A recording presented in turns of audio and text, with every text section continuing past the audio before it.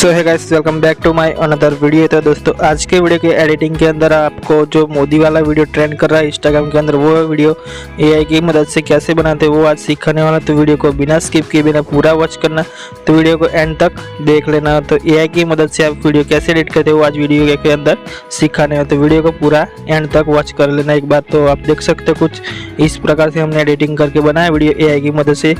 तो आप देख सकते हो कुछ इसी प्रकार से एडिटिंग किया है हमने। तो आप भी इस तरह से वीडियो बनाना चाहते हैं, वीडियो को बिना स्किप किए ना पूरा वॉच करना। और हमारे चैनल पर नया है तो चैनल को सब्सक्राइब कर देना, और वीडियो पसंद आए तो वीडियो को लाइक कर देना। तो बिना देरी के वीडियो स्टार्ट करते हैं, चलो।